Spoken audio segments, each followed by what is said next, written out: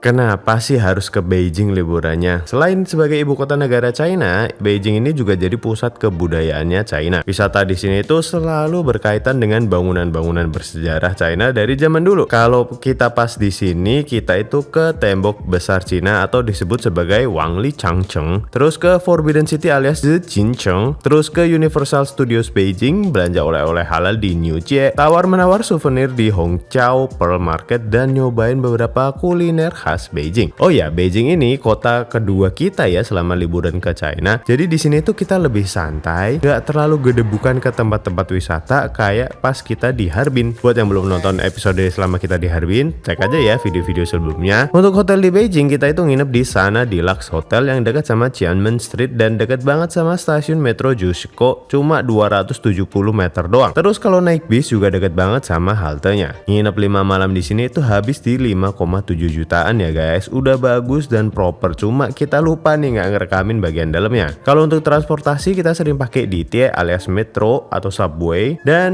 pakai bis juga sih kita selama di sini. Harganya relatif murah, semua itu ngetap dari appsnya Alipay di HP kita. Selamat datang di Beijing, Beijing Vibes. Ini hari ke-9 kita di Cina, dan Beijing Vibes beda sama Harbin karena di sini tidak ada lagi es. Nah, hari pertama di Beijing, tujuan pertama kita adalah ke Ziqincheng, yang mana kalau dari hotel kita itu emang deket banget ya. Dan ternyata pas keluar dari stasiun metro, antriannya itu udah panjang. Baik yang turis mancanegara maupun warga lokal, banyak yang mau kesini juga. Sebelum kalian kesini, pastiin udah beli tiket masuknya dulu guys, biar lebih cepat proses masuknya nanti. Terus kalau kalian belum paham bahasa Zhongwen alias bahasa China, pasti bingung deh kayak kita. Oke. Jadi emang katanya kalau kesini udah harus booking dulu ya. Dan jamnya jangan telat. Ini ada 2 sesi. Pagi sama siang. Yang pagi itu paling lambat masuknya jam 12. Jadi kita habis masuk security check yang lumayan panjang antriannya.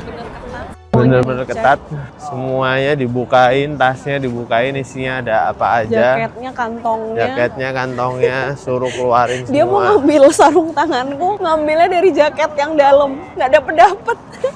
No, gue bilang. Sebelum masuk ke dalam Forbidden City, kalian pasti juga udah nggak asing nih sama posternya Mao Zedong yang selalu dipajang gede banget di luar temboknya. Forbidden City ini dibangun dari tahun 1406 sampai 1420. Dibangun oleh Raja Yongle dari dinasti Ming dengan jumlah total pekerjanya mencapai 100.000 pengrajin dan 1 juta pekerja. Total luasan dari Forbidden City ini adalah 720.000 meter persegi dengan panjangnya 961 meter dan lebarnya 753 meter. Terdiri dari 980 bangunan dan lebih dari 8.700 ruangan. Kebayang segede apa? Kalau mau muterin semua lokasinya kayaknya nggak bakal cukup deh kalau sehari doang sih ya. Oke, jadi kita barusan sewa audio guide 40 yuan, sekitar 97 ribuan biar tahu ini sejarahnya apa. Jadi nggak pelongo-pelongo, belongap nggak tahu ini ceritanya apa. Menyebut diri sebagai anak langit. Oh, anak langit atau anak kaisar langit.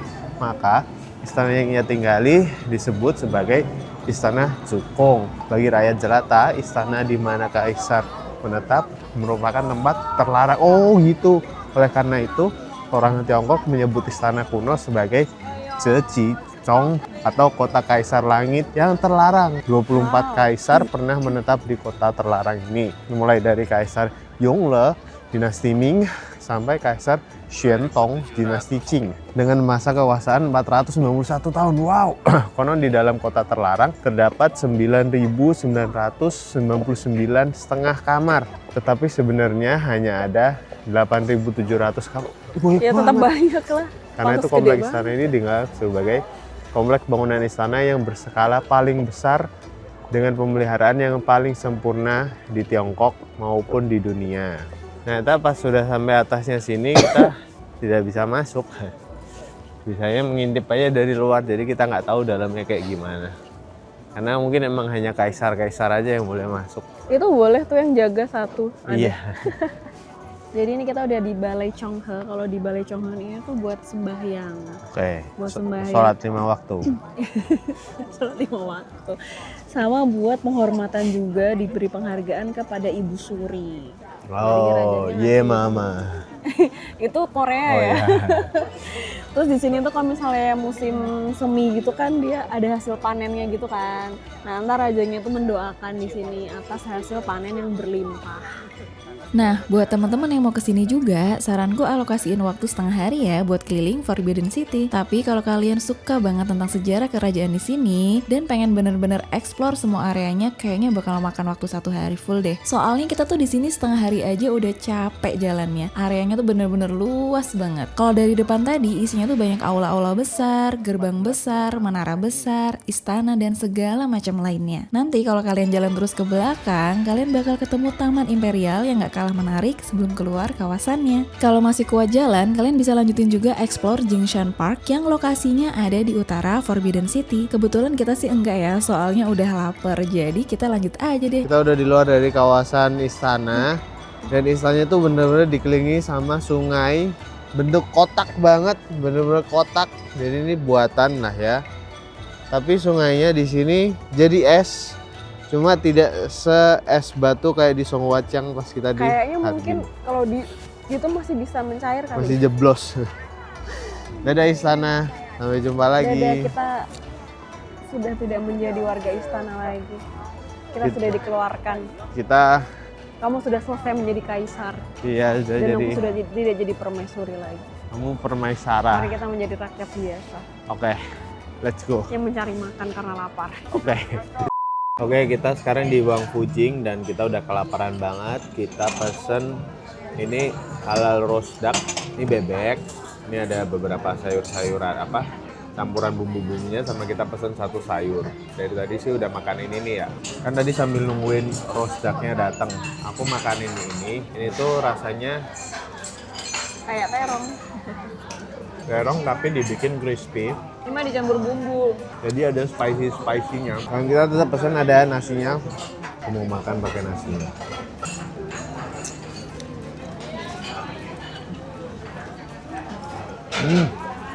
Lembut banget Oh ya? bebeknya. Gimana makanannya? Alhamdulillah kenyang. Alhamdulillah. Cuman tadi pas kita makan yang ini, jadi tuh dari pertama kali kita makan di sini ya di Cina, pasti itu selalu ada rempah-rempah yang apa ya kalau kita makan tuh kayak kalau kegigit terus dia kayak menyebar Kayak langsung ces gitu ya?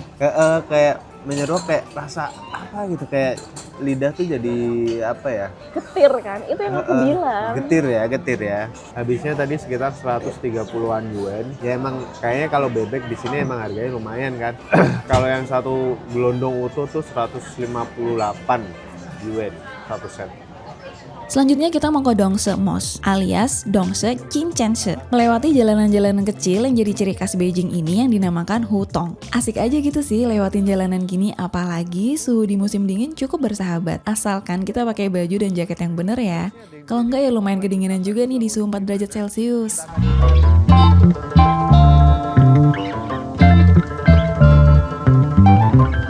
Oke, kita sampai di Dongse Qingchense. Bener kan ya? Yep. Jadi masjidnya pun cukup unik. Dari luar kayak Kayak Masjid Baba Alun.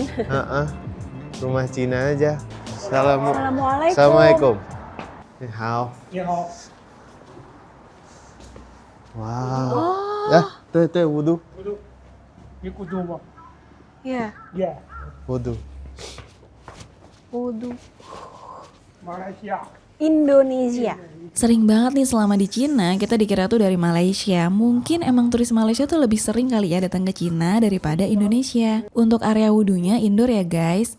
Sepatunya juga dicopotnya pun di dalam. Kenapa? Karena di Cina ini kan punya 4 musim dan kita datang pas musim dingin. Nggak mungkin kan nyopot sepatunya di luar ruangan, bisa kedinginan kita. Nah untuk ruangan sholatnya kita juga harus masuk lagi nih ke dalam masjidnya. Jadi ada beberapa layar gerbang masuknya gitu sih. Wow. Itu hallnya kayaknya. Jadi konsepnya mirip seperti istana kerajaan tadi. Jadi beberapa lapis dulu. Ini gerbang kedua, gerbang ketiga dari depan masuk ke inner courtnya, barulah kita ketemu hall untuk masjidnya. Dan ada tulisan Arab. Masya Allah, akhirnya kita sampai masjid yang memang dibuka. Ini beda ya Beda. sama Harbin? Assalamualaikum. Berarti baru asar.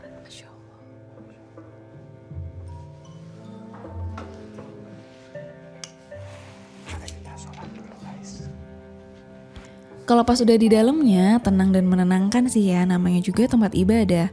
Bangunan di dalamnya tuh kerasa udah bangunan lama, tapi semuanya masih terawat dengan baik sekali.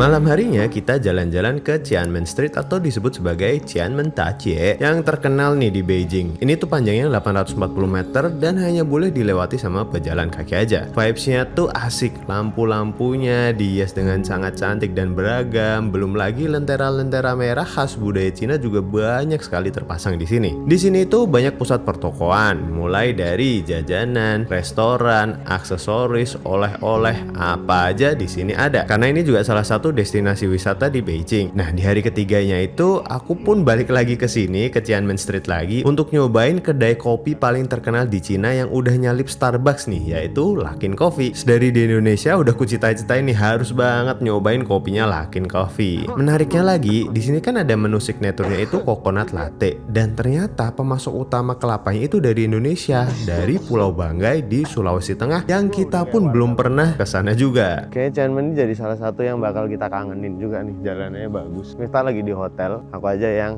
jalan untuk beli Luckin. Muajang, tulisannya apa ini? Harus bisa translate dulu. Jadi sekitar 60.000 buat 2 cup, yang satu matcha, satu coconut latte.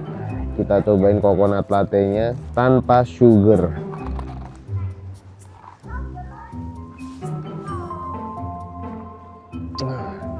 Ini nyobain di pinggir jalan banget ya.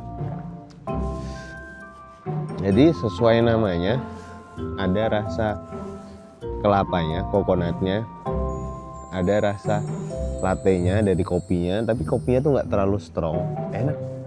Seru nih, mungkin sama kopi-kopi di Indonesia bisa ditiru nih, coconut latte. Balik lagi deh ke Tiananmen. Untuk teman-teman sesama muslim, kalau cari makanan di sini pastiin ya ada logo halalnya atau di sini itu disebut sebagai Jingchen. Wajib kalian hafalin tulisan Hanse-nya sebelum datang ke Cina. Soalnya ya gitu, banyak juga yang nggak halal ya di sini pastinya. Di Tiananmen kita juga beli hand cream khas di sini, Yuao hand cream. Harganya lumayan, apalagi kalau belinya yang semacam specialized gitu hand creamnya. Karena pengaruh dari mbak-mbaknya yang jual, akhirnya kita beli beberapa hand cream dan tahu-tahu habisnya 404 yuan. Berapa rupiah? Kalian hitung sendiri. Hari kedua di Beijing, kita berangkat pagi-pagi langsung cus untuk ngeliat Wanli Changcheng alias tembok besar Cina. FYI, saking panjangnya tembok ini, ada beberapa tempat yang kalian bisa datengin ya. Kalau kita pilihnya Mutianyu dibanding Badaling. Kenapa? Karena katanya nggak terlalu rame dan pemandangan alamnya lebih bagus. Terus untuk turunnya dari atas itu pakai tobogan kayak gini dan cuma ada di Mutianyu doang. Untuk kesininya kita ikut open tour dari Zanbus. Bookingnya via trip.com. Berdua tuh habis 535.000.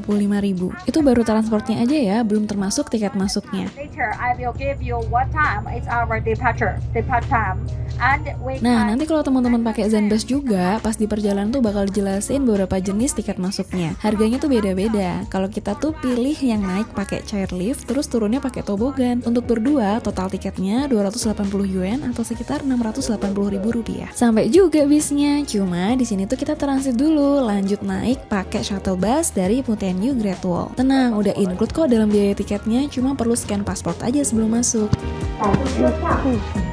Masuk keluar dulu. Biasain berangkat sepagi mungkin ya guys, biar sampai tempat-tempat wisatanya itu nggak terlalu penuh dan rame. Kayak kita pas sampai tembok besar ini belum terlalu rame. Untuk ke atasnya kan kita naik chairlift nih, kita siap-siap dulu. Barang-barang yang rentan jatuh kita masukin tas dulu. Ready? Ready? Oke.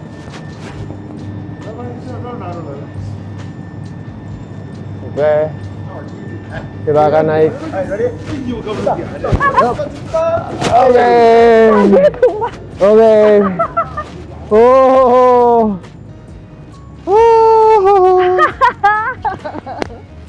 Ih, enak ya? Enak nih. Enakan ini deh kayaknya. Terayun-ayun. Daripada cable car. Cable car juga enak tau. Tapi cable car tuh ada ininya. Kamu takut ya? Enggak, lagi merhatiin bawah. Jadi ini tuh kalau kita lihat Atau kakinya kemana? langsung ngelos gini ke bawah. Tinggi loh kita di atas pohon. Pohon. Bener sih. Nah ini kita langsung menuju ke atas, di atas sana. Wow. Jarak dari base station ke atas sampai ke Watchtower 6 itu sekitar 550 meter dengan total durasi 5-6 menit. Pas udah sampai atas sini bener-bener indah banget pemandangannya. Gak salah nih hasil riset kita yang pada bilang kalau Mutianyu itu pemandangan alamnya emang bagus banget. Alhamdulillahnya gak gitu banyak salju dan es, jadi gak terlalu licin nih pas kita kesini. Dari sini turun, terus naik ke atas untuk sampai tower 1. Oke. Ini yang kita lihat view-nya, dan kita lihat step anak tangganya curam sekali. Cuma emang ketinggian anak tangganya tuh random. Ada yang pendek, ada yang tiba-tiba tinggi banget. Ada yang gak terlalu lebar dipijak dan segala macamnya lah. Curam sekali di sini. Wow. Insya Allah. Untuk pembangunannya Great Wall of China ini kan dibangun untuk melindungi bagian sisi Cina biar tidak diserang sama musuh yang dari arah utara ya, dari arah Mongol. Dan yang pertama menginisiasi tadi raja siapa namanya? Si satu raja ini berhasil menyatukan ke-6 kingdom, ke-6 kerajaan lainnya. Mereka mencetuskan untuk membangunlah si tembok ini untuk melindungi dari serangan musuh. Aku kayak baru pertama kali ngelihat pegunungan sepadat ini. Ini kan di sini udah pegunungan. Sana ada pegunungan lagi, sana ada pegunungan lagi. Mungkin belakangnya juga ada lagi. Jadi kayak gunung-gunung yang berlapis-lapis gitu. Dan di mana? Kayaknya di Pulau Jawa kan nggak ada yang seperti ini. Nggak ada. Beda Pegunungannya sih. beda. Cuma satu lapis Pegunungannya saja beda. gitu kan. Nggak bergunung-gunung kayak gini. Oke. Kenapa kita mengambil nafas? Karena tegak naiknya. Ya, masa ngambil apa? Bukan maksud kayak menghela nafas gitu loh. Apa Karena ini naiknya dikit gini loh. ini dikit. Tuh. Ini masih Jadi dikit. kalau di tangga di rumah bisa nggak bikin kayak gini? Iya. Tuh, masih dikit naiknya. Oh, naiknya harus banyak gitu kayak masnya. Oke. Ya itu kalau mau cepat. Karena memang dibangunnya zaman dulu. Jadi tidak bisa menentukan standarnya harus naiknya berapa derajat dan menyesuaikan juga sama kontur tanahnya. Di sini naiknya yang bagian sini mungkin lebih dari 30 cm kali per anak tangga. Wow. Dan semakin curam ke atas. Jadi Bataling itu yang pertama kali dibuka untuk umum, sehingga bagi warga lokal, turis-turis Cina lokal itu lebih suka ke Bataling karena kayak udah melekat banget. Oh ya, itu Wandi Changcheng tuh dibuka pertama kali di Bataling, dan mereka akan lebih ke sana daripada ke sini. Dan Mutianyu ini yang ke sini tuh lebih banyak turis-turis dari mancanegara. Makanya dari tadi lebih banyak warga negara lain selain Cina yang kesini. Ternyata The Great Wall of China ini dibuat dari abad ke-7 sebelum Masehi loh. Udah lama banget. Yang dibangun secara bertahap hingga akhirnya selesai total pembangunannya saat masa dinasti Ming yang masa kekuasaannya itu di tahun 1368 sampai 1644. Tembok besar ini dibangun untuk melindungi daratan utama Cina dari serangan suku-suku nomaden di utara Cina, termasuk Mongolia, yang ternyata di zaman Genghis Khan tahun 1211 pernah ditembus olehnya, menaklukkan ibu kota dinasti Jin di kala itu. Jalan-jalan keliling di tembok besar Cina ini makan waktu seharian. Pas di atasnya sini tuh nggak kerasa, tahu-tahu udah tengah hari aja. Soalnya dari awal udah diingetin sama tour guide-nya Zanbas. Kita dikasih waktu selama di atas itu 5-6 jam aja. Habis itu jangan lupa turun untuk ikut rombongan bis balik ke Beijing. Sayangnya buat kita yang muslim, berkunjung ke negara atau tempat dengan mayoritas non-muslim memang agak kurang nyaman untuk ibadah sholat. Nah kalau kita dibuat simpel aja, selama ada air wudhu, ada tempat yang agak luas dan tenang, gelar sajadah, hadap kiblat, terus sholat deh. Nah untuk turunnya seperti yang kita tadi bilang, kita bakal pakai tobogan slide gini. Wah, aku terlalu cepat. Ini tuh dilengkapi sama rem juga ya. Jadi kalau pas kenceng banget bisa kita rem, nggak nubruk sama orang depannya. Lemes. Harus didorong. Oke, ini nih. Hah. Iya. Wap. Wap. Wap. Yang belakang nambah dekat. Oh.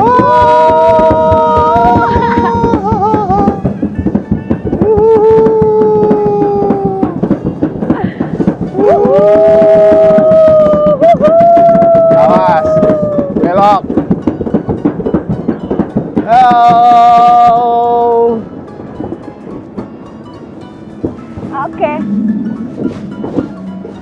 Oke. Kita mau makan di buffetnya Mubus yang kita bayar 80 yuan per orang. Kita akan lihat seperti apa. Harusnya sih worth it ya. Ini dia tempatnya. Jadi kalau teman-teman naik Danpus akan ditawarin ini pasti. Sebelum balik ke kota, kita makan buffet dulu nih. Ditawarin juga dari Zanbas, kalau mau makan tuh nambah lagi 160 yuan untuk berdua. Ya udah deh. Cuma ya gitu, bismillah aja kita makannya yang vegetarian. Karena ya gimana, kita nggak nemu makanan halal di atas sini. Kalau di Beijing masih dapat tuh restoran yang emang cincin alias halal. Ada dried noodles, ada jamur kuping, salad jamur kuping. Ini yang sering kita lihat juga di Cina. Kembang tahu nih. Terus di sini ada nggak tahu fern root itu apa. Terus Sichuan pepper, green beans, dan ada ragam untuk saladnya buat teman-teman yang suka salad nih. Sini juga ada kelp, rumput laut, ada sop-sopan, ada ayam crispy, ada kerupuk, ada kentang, sausnya juga ada. Ini kalau yang mau nasi biasa, nasi goreng, mie goreng ala Cina. Ini sayur brokoli, kung pao chicken. Terus di sini ada tahu juga, braised tofu, ada pork, terus ada stir fried gluten. Ini ada potato, ada pork lagi, ada daging babi. Ini bakso daging babi, ada terong, ada chicken wing, ada pakcoy. Dan ini kalau mau dumpling ala Cina. Komplit. Untuk 80 yuan ya lumayan, dapat menunya juga cukup komplit. Kalau aku emang ambilnya kayak kentang, sayur, bahkan aku daging ayam aja ngebayangin, ya Allah, disembelihnya nggak bismillah. Berdoa, cukupkan dengan yang halal agar terhindar dari yang haram.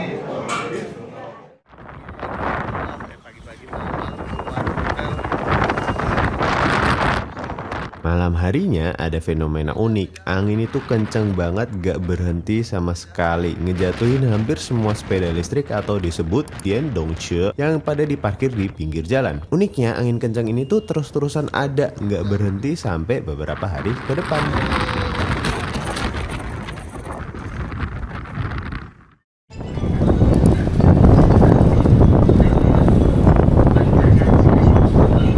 Hari ke-11 di Cina. Iya, anginnya kenceng banget. Jadi hari ke-11 di Cina, saya mulai rindu kampung halaman. Saya mulai rindu Indonesia. Hal-hal yang simpel kayak ini kebetulan 2 minggu aku belum sholat Jumat, udah melewati 2 hari Jumat. Yang biasanya kita di Indonesia tuh bisa lakukan dengan mudah, di sini susah. Kayak kemarin kebetulan itinerary-nya ngepas banget. Hari Jumat itu ke Great Wall, ya pasti di sana tidak ada masjid, jadi tidak bisa sholat Jumat. Sama juga dengan minggu lalu yang di Harbin. Padahal di Indonesia itu kita kemana aja, wisata kemana aja dengan mudah ya ketemu masjid. Itulah hal simpel yang kita kangenin. Berarti kayaknya kalau kita naik bis harusnya berapa? Nah, hari ini adalah harinya berburu oleh-oleh sambil cari sarapan di New Jie. Dan menuju ke sananya kita mau naik bis. Beda nih karena biasanya kita naiknya di T alias subway. Pastinya petunjuk bis yang di haltenya semuanya bahasa Zhongwen ya. Jadi untuk ngebacanya lumayan bingung. Pokoknya kita ngikutin arahan dari aplikasi A-Map aja sih selama di China tuh. Dan jangan lupa ya untuk nyiapin QR buat naik bisnya dari aplikasi Alipay. Semuanya praktis pakai apps aja nih. Naiknya scan QR, turunnya juga nanti scan QR buat bayar berdasarkan jarak jauh dekatnya. Ini kita naiknya bis double decker dan kebetulan untuk saya yang tingginya 183 cm ini mentok sama plafon bis di dek bawahnya. Nah, sampai juga nih kita di New Jie alias Jalan Sapi. Karena New itu artinya sapi, Jie itu jalan. Jadi gitulah ya ceritanya. Di New Jie ini pusatnya komunitas muslim. Jadi sepanjang jalan ini hampir semua makanannya halal. BTW guys, walaupun ini terlihat terik dan terang, tapi suhunya cukup dingin. Selama kita di Beijing di bulan Januari ini, rata-rata suhunya antara minus 9 derajat Celcius sampai 2 derajat Celcius saja. Lebih hangat sih ya daripada di Harbin yang sering di bawah minus 20 derajat Celcius. Hello, what is this? Chicken? Oke. Hey. Ini isinya ayam atau daging? Ini daging berarti. Oh, daging, oke. Ini 2, ini 1, sama ini 1. Oke. Rotinya tuh crispy banget di luar, dalamnya ada dagingnya, dan dagingnya maksudnya kayak asin gitu, enak ya, murah juga. Masa segini 15 yuan? Ini kita masuk salah satu tokonya, terus ternyata di dalamnya banyak banget yang jualin macam-macam. Akhirnya kalau kita kesini banyak banget makanan halalnya. Di sini soalnya komunitas Islam terbesar di sini. Liang enggak? Ya. Bukwai?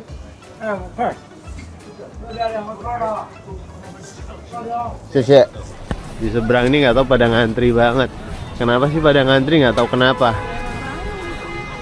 Tapi tadi aku sempat salah miskomunikasi karena bener-bener nggak pakai Google Translate kan, pokoknya nggak pakai translate apapun.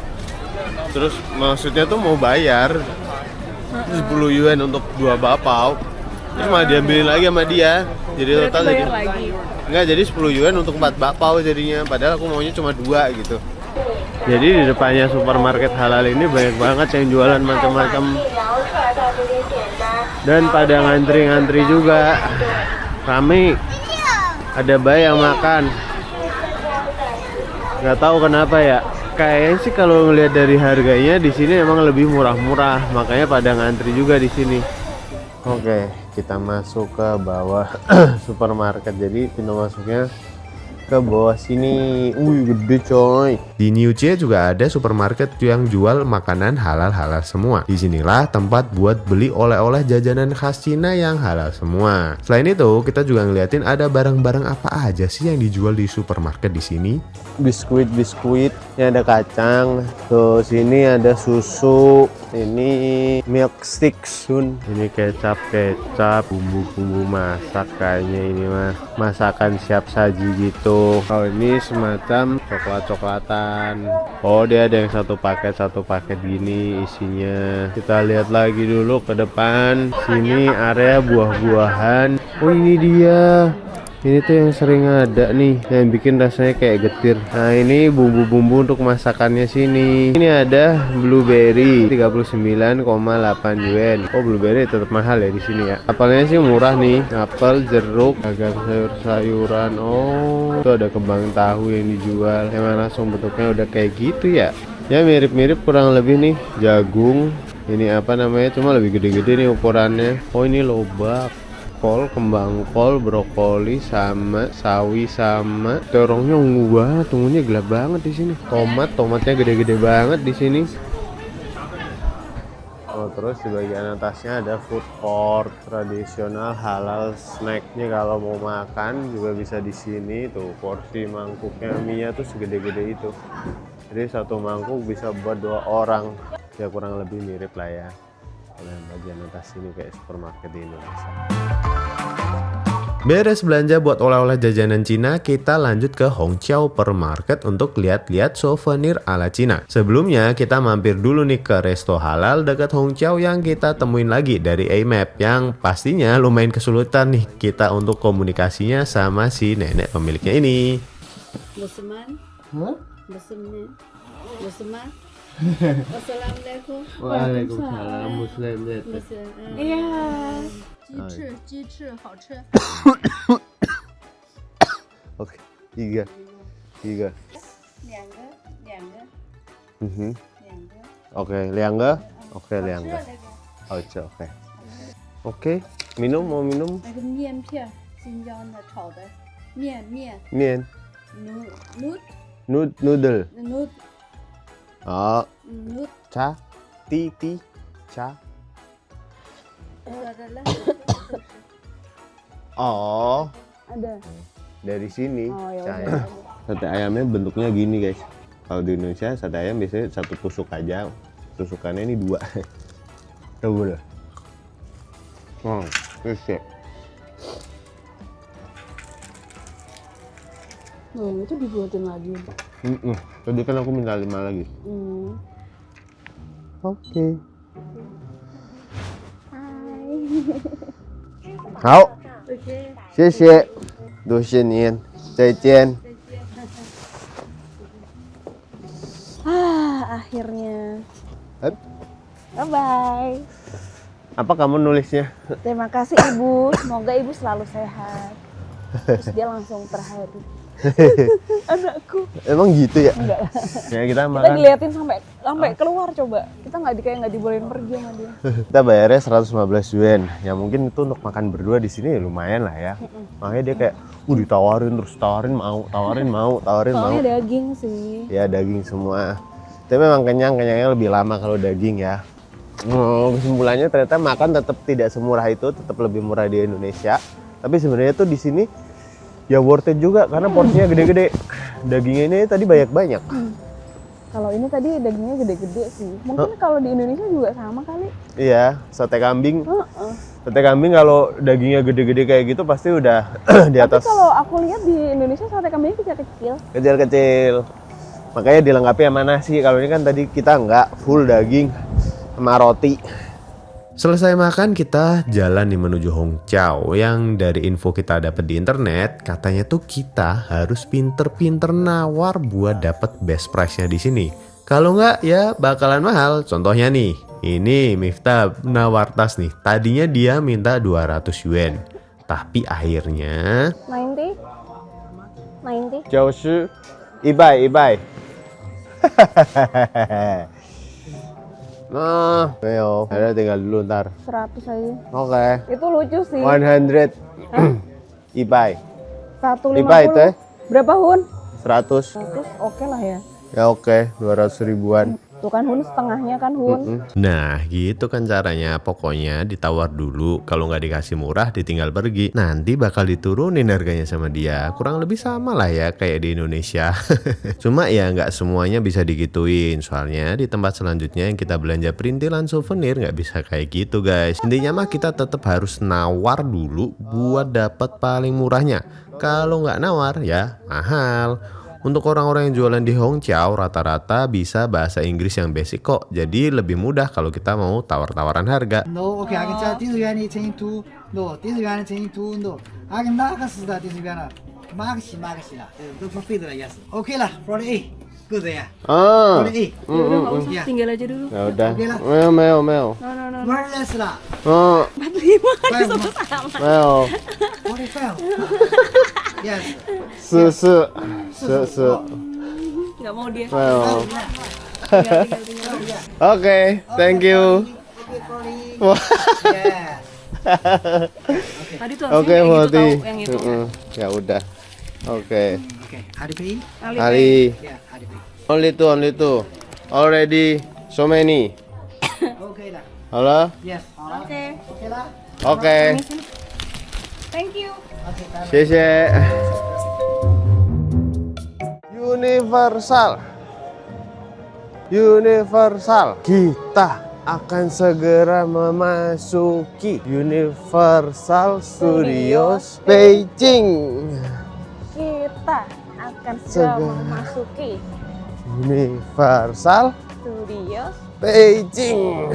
Ini kayaknya area hotelnya ya. Suhu di pagi ini di -8 derajat Celcius, cukup dingin ya. Berdasarkan baca-baca di internet, di musim dingin itu paling sepi dibanding musim lainnya. Ya karena dingin sih, suhunya juga di bawah titik beku, tapi masih bisa dinikmatin kok. Untuk tiket berdua, kita habis sekitar 1.850.000 atau sekitar 810 yuan. Harga tiketnya bervariasi tergantung musim dan hari libur atau enggak ya. Sedikit cerita tentang Universal Studios Beijing ini baru dibuka untuk umum di September 2021. Terhitung masih cukup baru ya untuk taman hiburan segede ini. Kalau menurut kita, pas sudah muter-muter di sini, rasanya tuh masih ada beberapa spot yang kosong. Dan wahana bermainnya belum sebanyak itu. Buat kalian fans berat Harry Potter, wajib sih nyobain kesini karena vibes-nya tuh beneran kayak lagi di Hogsmeade. Dimana kalau kita jalan terus sampai ke ujung, bakal ketemu kastilnya Hogwarts, dimana di dalamnya itu adalah wahana utamanya. Karena kita datangnya pagi, antriannya nggak terlalu panjang nih, jadi udah bisa naik. Nah sayangnya kita tuh nggak ngerekam pas lagi naik wahananya guys, karena takut aja jatuh gitu HP-nya. Gua pas keluar rasanya keliengan. Mual kalau soalnya aku. dikocok-kocok sih tadi. Iya dikocok-kocok memang. Tapi seru. Terus rasanya kayak lapar, Tapi kayak mau rasanya kayak berak, beneran kayak ini mau deh. mual.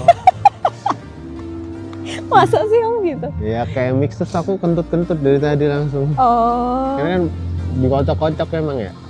Nih.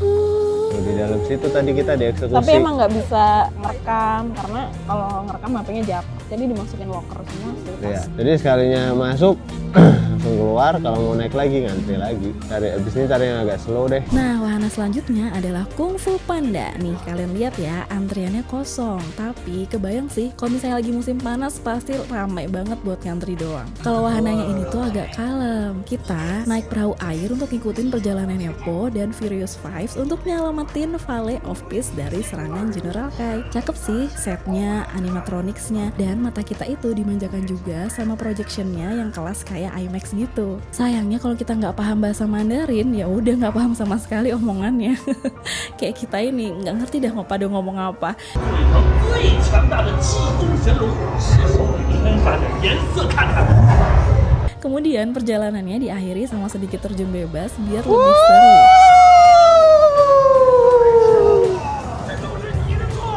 下次我要跟你赢的那头兔，我要求再战一轮。 Semuanya indoor ya untuk area Kung Fu Panda ini, jadi lumayan hangat, gak kayak di area outdoor. Kalau di area Transformers, beberapa wahananya adalah Bumblebee Boogie, diputer-puter gitu sama Bumblebee. Tapi kita nggak naik sih. Terus ada juga Meet and Greets-nya sama Megaton dan Windblade. 进去的温度实在是太低了，把我身上的这些机油都已经冻硬了。 我是梅特罗贝斯的成语者，是少数可以和你们脚下化作城市的泰坦金刚直接沟通的变形金刚。 Mereka ini pakai kostum robotik gitu dengan suara kayak karakter aslinya di film atau animasinya. Keren juga sih ya. Jam 12 siang kita udah mulai lapar. Kita makan siang dulu nih di Sunset Grill. Ada udangnya. Oh, seruput ya, diseruput ya. Jadi kayak udah dihalusin gitu.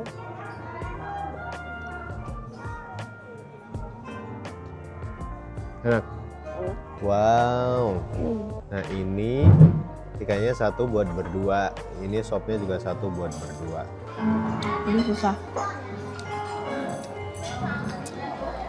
Dagingnya tuh lembut, tapi kuahnya kurang kerasa gitu kadang ambil daging. Harus disiram.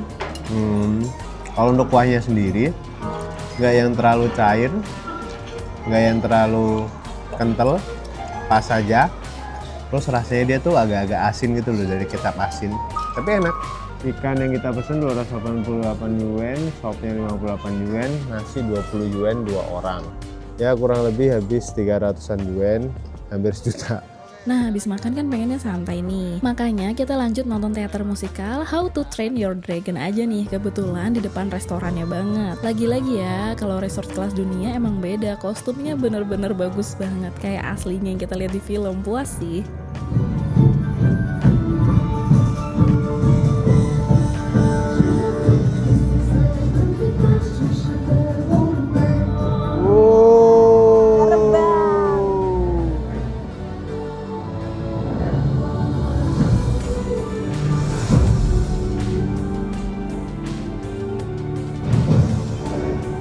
Abis itu kita mampir ke area Jurassic Park. Penasaran gitu ada apa sih di sini? Ternyata nih kita ketemu sama Mas Chris Pratt yang bisa bahasa Cina. 这些动物几百万年来都是靠 Abis itu lihat Velociraptor cerdas yang sebenarnya adalah orang pakai kostum raptor ya. Cukup entertaining sih, tapi ya lagi-lagi itu karena bahasanya full Cina, jadi kita nggak tahu tuh yang lagi dibahas atau diomongin apaan. Terakhir kita nontonin roller coaster yang akhirnya udah pada dibuka pas udah mulai siang. Soalnya tadi pagi itu masih ditutup dan nggak difungsikan. Perlu di notes ya guys, kalau cuaca lagi kurang bagus, wahana-wahana outdoor ini pada ditutup. Oke, dan segitulah kurang lebih pengalaman kita di Universal Beijing ini. Emang singkat aja, cuma sampai sore jam 3-an kita spend waktu di sini. Sisanya kita mau explore satu tempat lagi, yaitu Masjid Niujie sebelum kita pulang ke Indonesia.